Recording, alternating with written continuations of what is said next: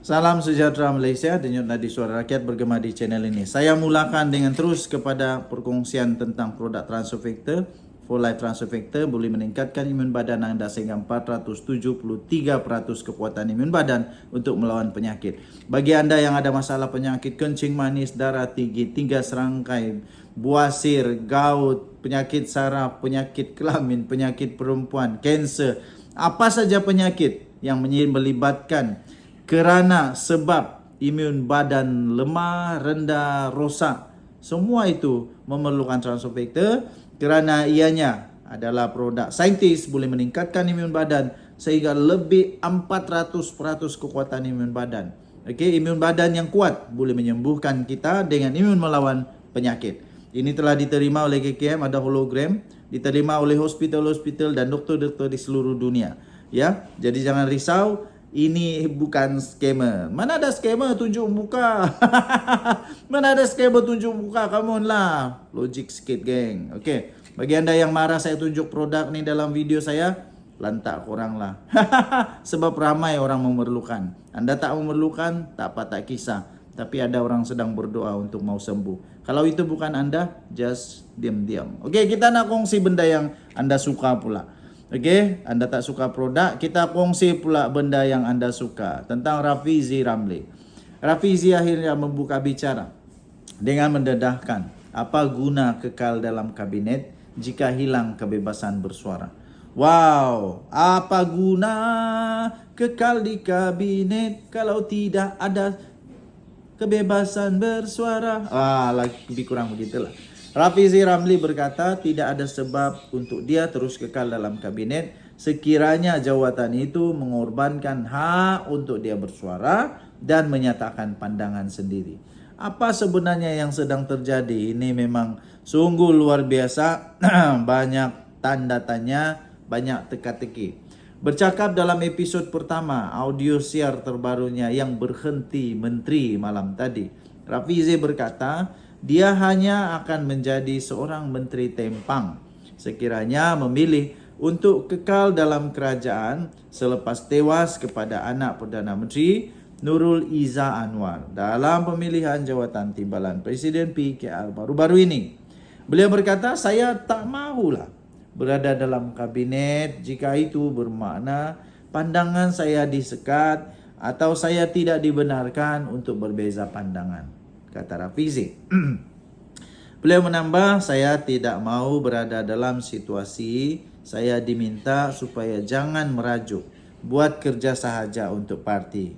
Walaupun usaha saya memberi nilai tambah kepada PKR, saya tetap tidak diberi ruang untuk bersuara secara berbeza, katanya. Bekas Menteri Ekonomi itu juga berkata, tanpa pengaruh dalam keputusan seperti pelantikan atau pembaharuan budaya politik yang toksik, kehadirannya hanya akan memperkuat sistem yang sebelum ini ditentang.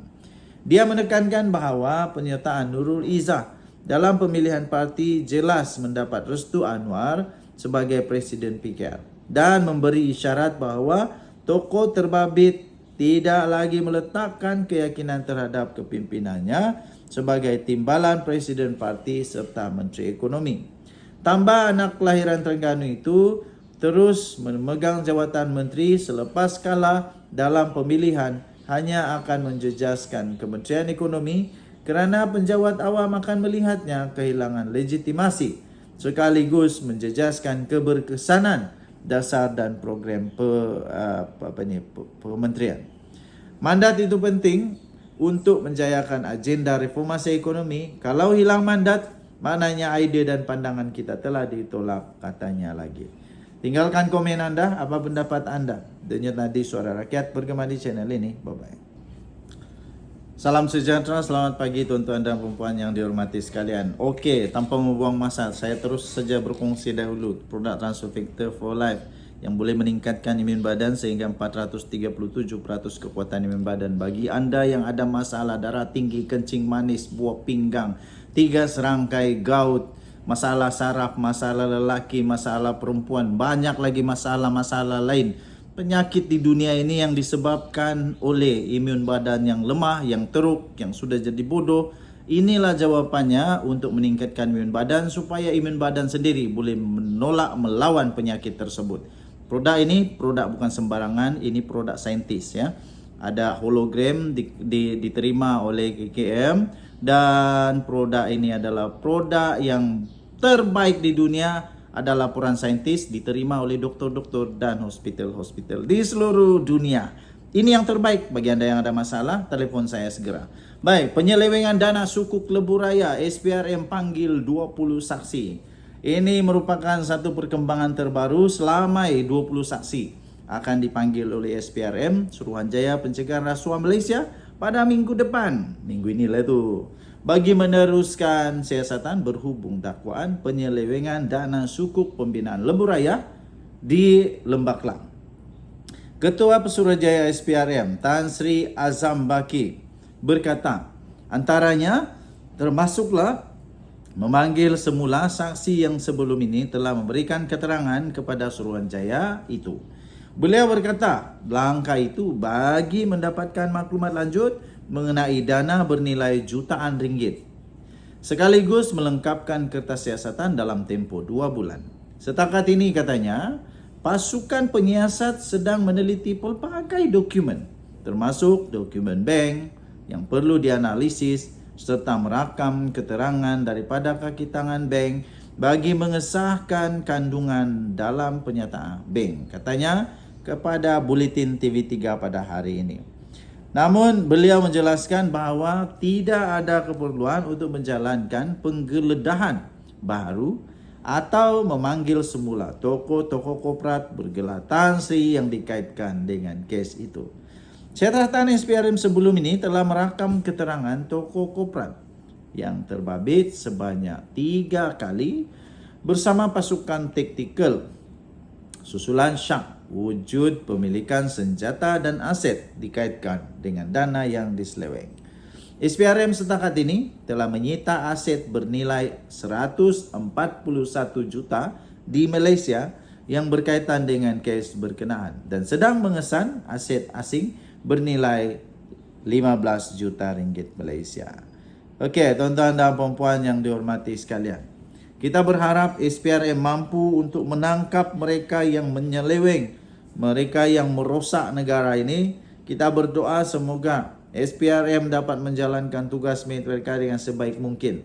Saya sungguh-sungguh berharap SPRM dapat menjalankan tugas yang terbaik. Bayangkan saja berapa banyak kerugian yang dialami oleh rakyat, berapa banyak kerugian yang dialami oleh Malaysia, berapa banyak kerugian yang dialami oleh negara kita, tuan-tuan dan puan, kerana terdapatnya manusia-manusia yang begini tamak. Kita doakanlah semoga semua yang terbaik berlaku kepada negara kita Malaysia. Okey?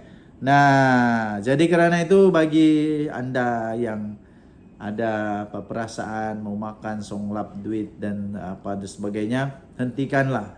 Hentikan kerana anda berada di tempat yang salah. Kita jumpa lagi. Bye-bye. Salam sejahtera, selamat pagi tuan-tuan dan puan-puan yang dihormati sekalian. Sebelum saya mulakan, saya terus kepada produk Transofactor untuk anda yang ada penyakit kencing manis, darah tinggi, 3 serangkai saraf, masalah batin lelaki atau perempuan, atau anda mungkin ada masalah-masalah yang lain.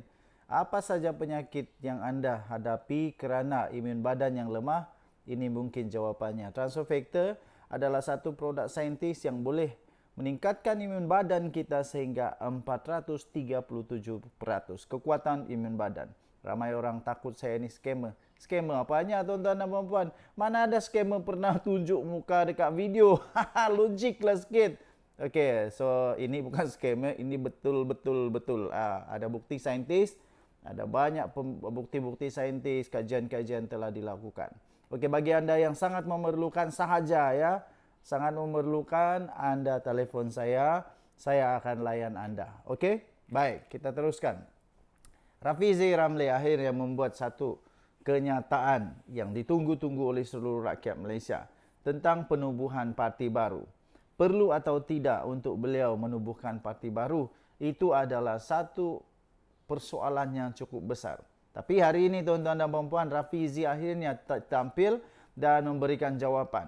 Beliau berkata, tidak perlu. Bekas timbalan Presiden PKR, Datuk Seri Rafizi Ramli berkata, tidak ada keperluan.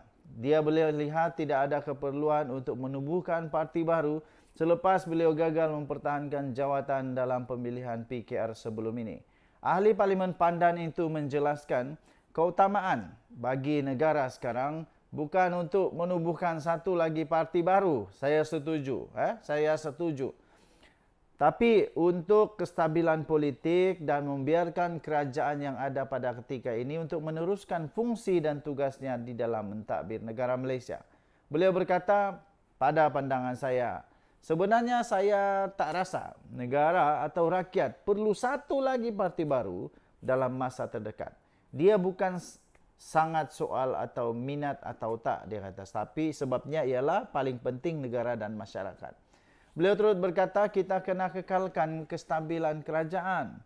Tak boleh lagi bertukar-tukar kerajaan.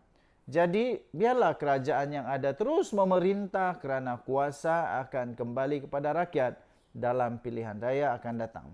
Katanya dalam satu rancangan live podcast YBM atau Yang Berhenti Menteri disiarkan di Facebook malam tadi. Okey, beliau berkata jika wujud parti baru yang terhasil daripada serpihan parti kerajaan yang ada pada ketika ini, tidak mustahil ia akan menyebabkan ketidakstabilan politik dalam negara Malaysia. Beliau juga berkata manfaat dan juga keburukan kalau berlaku apa-apa ketidakstabilan. Perkara itu lebih buruk daripada kepada masyarakat. Dalam keadaan negara sekarang, dalam melalui tempoh yang mencabar sekarang ini, dengan ada kestabilan tuan-tuan dan puan, kita boleh lalui banyak cabaran dunia. Ini pentingnya pemikir seperti Rafizi. Ya? Jadi kalau ada cerita parti baru itu, katanya saya faham. Saya faham perasaan akar umbi PKR yang kecewa dan saya faham banyak boleh buat dengan parti baru ini, katanya. Menurut dakwaan beliau bukan seorang pemimpin yang boleh bekerja dalam satu pasukan, Rafizi menyangkal dakwaan itu dan menyifatkan ia sebagai tidak bersandar realiti, terutama mengambil kira sejak penglibatannya dalam politik. Katanya, saya pernah jadi ketua perancangan perniagaan untuk Petronas pada umur 27 tahun. Kalau contohnya saya bukan team player, tak adalah dapat jawatan dan naik pangkat begitu cepat, kata beliau. Dalam politik pada tahun 2016, masa kita gerakan Invoke, kita menang 47 kerusi parlimen, pilihan raya umum ke-14. Pada masa itu, kempen kita melibatkan sukarelawan, jumlahnya tinggi, 40,000 lebih katanya. Untuk kita kumpul dan bagi motivasi untuk kita jadualkan mereka. Kalau saya ada masalah bekerja dalam pasukan katanya, bagaimana saya boleh bina ikatan dengan mereka? Semua ini serangan peribadi. Apa yang lebih penting, bagaimana kita mau move on. Soal teammate katanya, ini jadi satu sebab saya rasa keputusan baik dengan menarik diri dari kabinet, katanya lagi. Dan yang tadi Suara Rakyat bergema di channel ini. Jangan lupa tekan butang subscribe, like dan share. Kita jumpa lagi. Bye-bye.